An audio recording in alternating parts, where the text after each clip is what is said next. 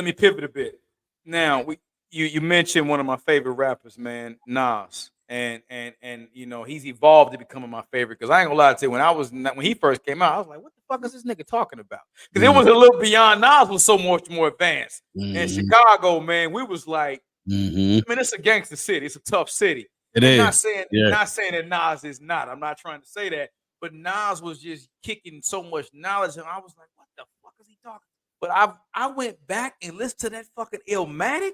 For that dude Mhm. to be 20 years old, 20, man, where 20. is he fuck? What kind of rap planet is he fucking from? Yeah, man. Question to you about Nas. Yeah. How do you feel now? We have the debate. You see, and this is what makes me so mad. Mhm. I have heard this man get on people's tracks and just shit on them. Yeah. That damn song he did with Mobb Deep, "It's Mine." Mhm. Damn, Holly Berry blowing kisses at a Barbra Streisand concert. Yeah, exactly. Them church people. What? Yeah, man. He Yeah. got. He Yeah. did a song called "Ghetto Dreams" Mm. with Common and hey Common. Shout out to Common from Chicago. Oh, yeah, Common is no the best doubt. he could, but Nas just got crazy, man. Yeah. I mean, my question is this: the Mhm. ongoing debate with Nas. When I say he's my number one, Mhm. yeah, but I don't like his beats. You Mhm. heard when he got with fucking Hit Boy. Yeah, man. What do you think? Would there be any Yeah. question if Nas had better beats early Mhm. in his career? What's your take on that? Well, here's the thing, right? And Woo. this is the thing that people don't understand. And I hope to cover this probably sometime next year when we get to anniversaries for I Am and Nostradamus, right? And for those of us who were out and around outside, I was deep into the internet during that time. When the original I Am came out, it was supposed to be a double disc. I Am the autobiography. Ah, And what happens is the album gets leaked. ah, And this is the early days of the internet. People start leaking stuff on these websites. And because of that, the label decided to scrap most of the project. That's why you get on I Am, you have some things, Nostradamus, you had some songs on there that really didn't seem like they fit.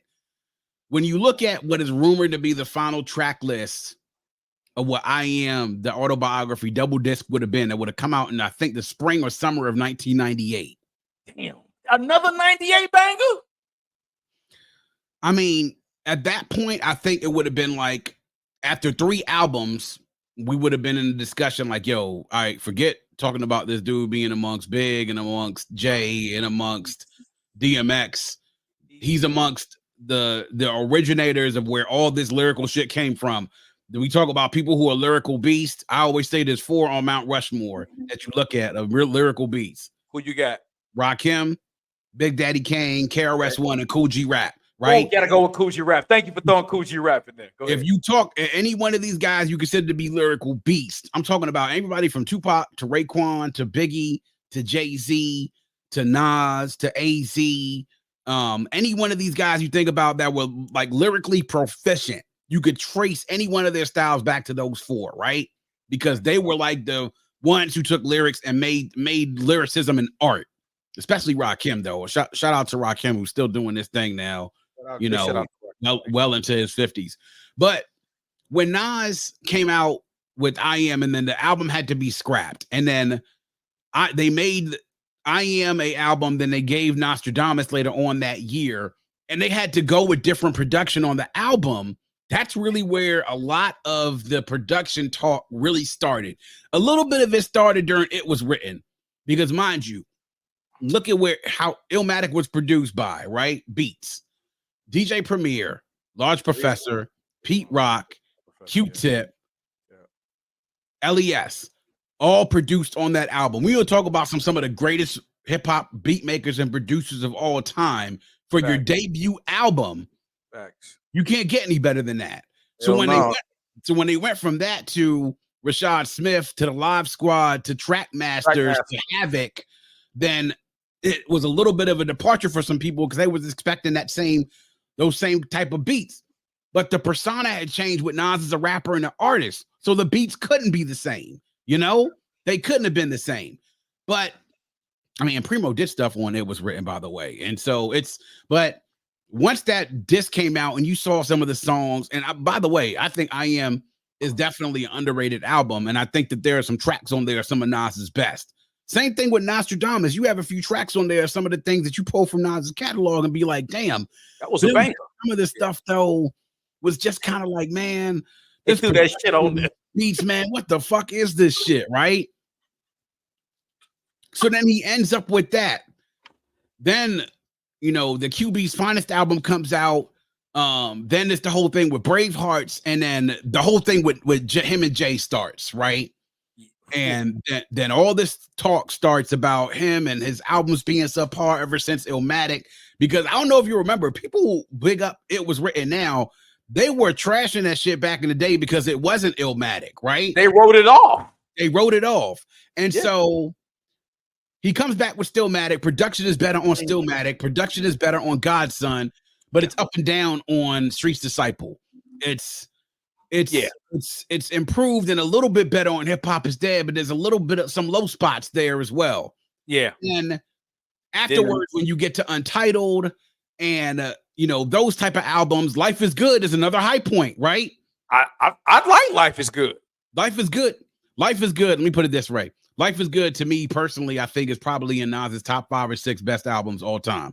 Like in his catalog, you probably put it in the top 5 or top 6. That album. That was a good album.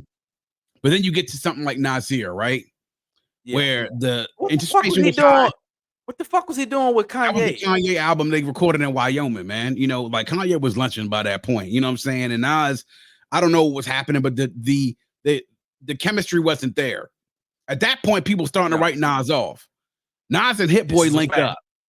And the genius thing that they did is Nas linked up with a new producer that had all the sensibilities of what producers were doing in the modern game and tailored them to what would fit Nas the best.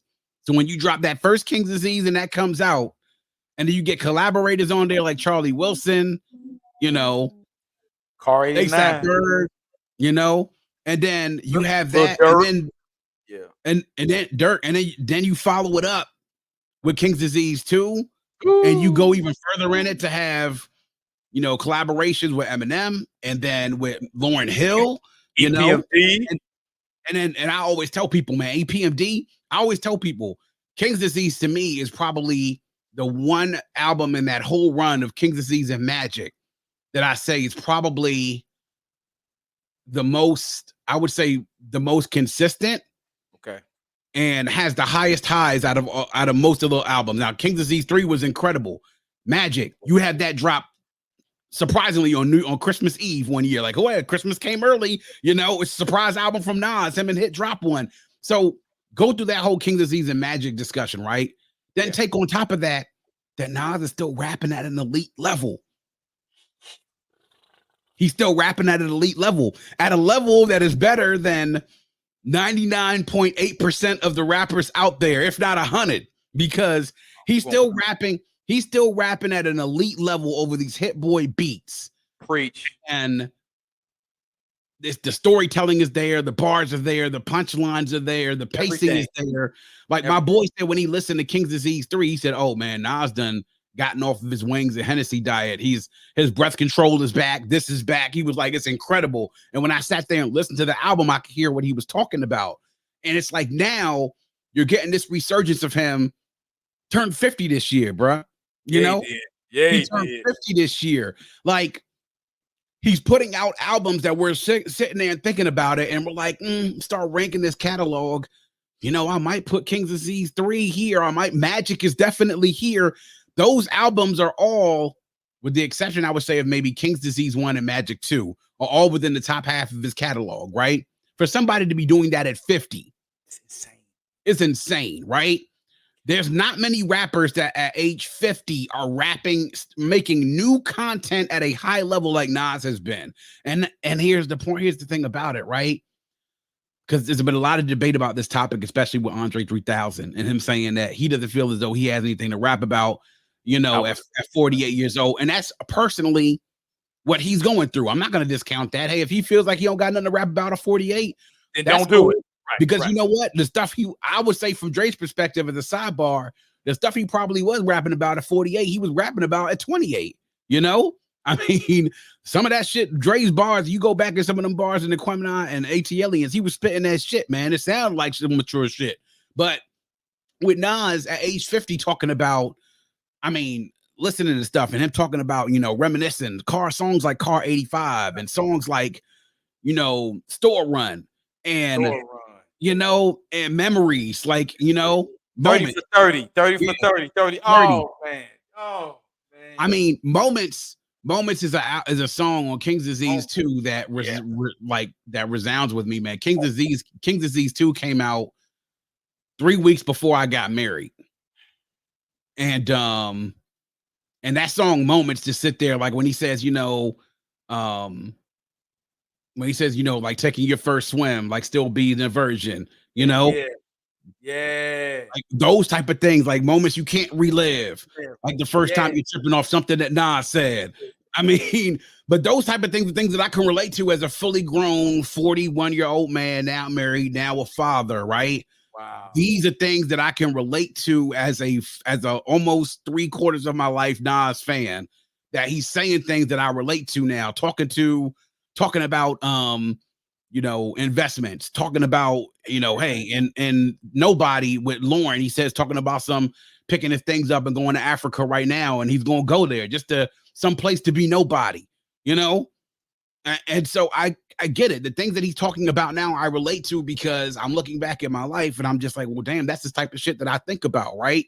So when you're not just rapping at an elite level, but when you're rapping at a level that still makes you relatable to your fan base, like he said on King's Disease 3, he wants to be somebody that has 50-year-old fans, 60-year-old fans, and 16-year-old fans, He got him. and he got them. And so to be rapping at an elite level, man, that's the reason why I said, man, when it comes to all time, man, I got him up there, Cock, because I got him at number one for me. For look, me, he's in my top 2, and he's not 2. I, So, and the only reason I put him over my number 1, who has been in my number 1 forever, which is Rakim, the reason why I put him over Rakim now is because he's doing something that Rakim has not done. that's what I'm And saying. that's to continue to rap at an advanced age, That's at what an I'm saying. advanced level, and still continuing to be relatable and relevant.